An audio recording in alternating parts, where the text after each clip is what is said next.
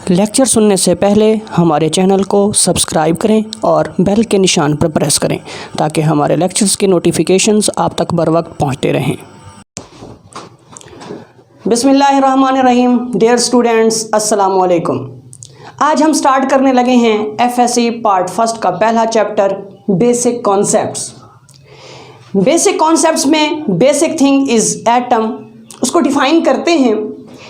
Atom is smallest particle of an element which take part in a chemical reaction which may or may not exist independently। Chand elements जैसा कि noble gases हैं, इनके elements atomic form में अपना वजूद बरकरार रख सकते हैं। क्यों?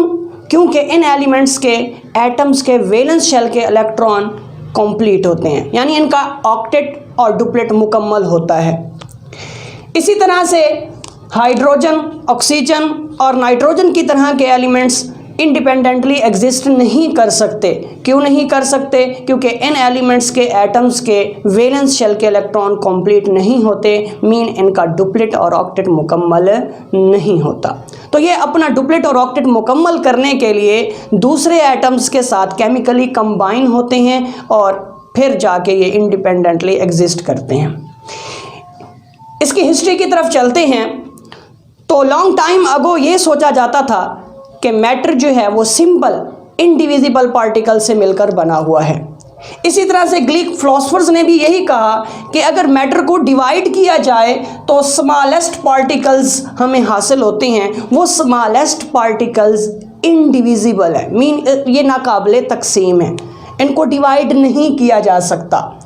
डेमोक्राइटस ने उन पार्टिकल्स को एटम्स का नाम दे दिया और एटम एक वर्ड है एटमॉस, उससे लिया गया और एटमॉस का मतलब भी क्या होता है? इनडिविजिबल। लेकिन जो ग्रीक फिलोसोफर्स ने जो भी बात की वो उसका कोई एक्सपेरिमेंटल एविडेंस नहीं था। इसी तरह से लेट 17वीं सेंचुरी में क्वांटिटेटिव स्टडी की गई सब्सटेंसेस की, जिससे ये पता चला कि एक प्योर सब्सटेंस जो है वो चंद किस्म के एलिमेंट्स से मिलकर बनी हुई है। इसी तरह से एटम की एग्जिस्टेंस को सामने रखते हुए जॉन डाल्टन ने दो लॉज पेश किए, law of conservation of matter and law of definite proportion. Law of conservation of matter mean matter can not be created nor destroyed. इसी तरह से law of definite proportion mean elements एक definite proportion से chemically combine करते हैं, फिर जाके compounds वजूद में आते हैं। जैसा कि वाटर में हाइड्रोजन और ऑक्सीजन के दरमियान 2:16 की रेशो है बाय मास। अगर उसको सिंप्लीफाई करें तो 1:8 की रेशो है उनके दरमियान। इसी तरह से कार्बन डाइऑक्साइड में कार्बन और ऑक्सीजन के दरमियान रेशो है 12:32 की। अगर इसको सिंप्लीफाई करें तो 3:8 की रेशो बनती है बाय मास।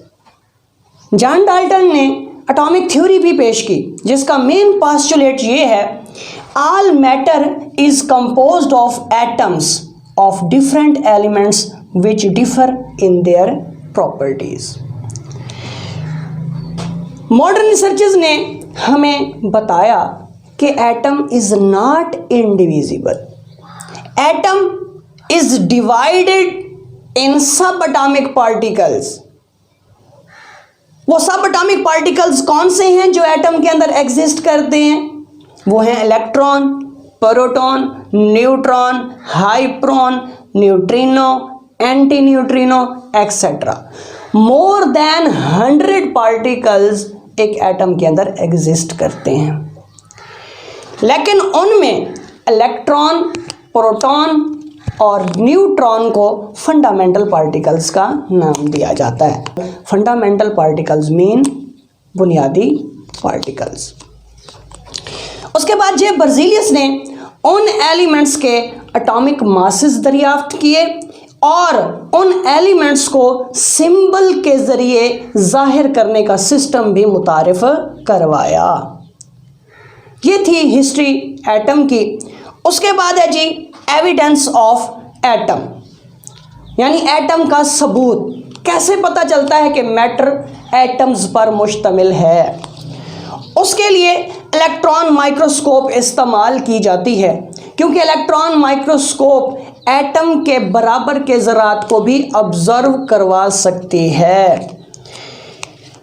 जो हमारे पास ऑप्टिकल माइक्रोस्कोप होती है वो 500 नैनोमीटर तक के पार्टिकल्स को दिखा सकती है, और 1 nanometre is equal to 10⁻⁻⁹ metre. ये इससे छोटी चीज़ों को क्यों नहीं दिखा सकती? क्योंकि इसमें विजिबल लाइट यूज़ होती है, और विजिबल लाइट की वेवलेंथ बहुत बड़ी होती है। ये उन पार्टिकल्स के ऊपर फोकस नहीं कर पाती, जिसकी वजह से वो पार्टिकल्स हमें नज़र नहीं आते।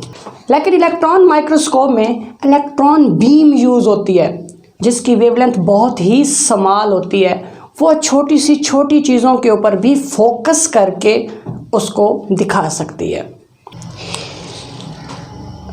ग्रेफाइट के एक पीस को 15 मिलियन टाइम लार्ज करके उसका एक माइक्रोस्कोप, एक फोटोग्राफ यहाँ पर दिखाया गया है। इस फोटोग्राफ में डार्क लाइंस एटम की एग्जिस्टेंस को जाहिर कर रही हैं, और ब्राइट लाइंस उनके दरमियान स्पेस को जाहिर कर रही हैं। 20वीं सेंचुरी में जब एक्सरे वर्क किया गया तो एक्सरे वर्क की मदद से एटम का डायामीटर और मैस जो है वो मालूम किए गए। एटम का डायामीटर तकरीबन 2 × 10⁻⁻10 मीटर के बराबर होता है, जो कि इक्वल है 0.2 नैनोमीटर के। इसी तरह से मैस मालूम किया गया, तो एक एटम का मैस 10⁻⁻27 to 10⁻⁻25 kg के बराबर होता है।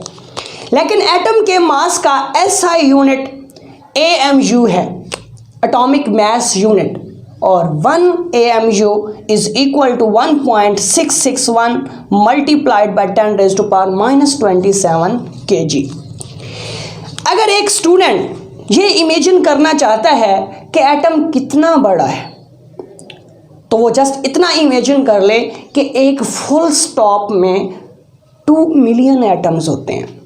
एक फुल स्टॉप में 2 मिलियन एटम्स होते हैं। 1 million is equal to 10 lakh.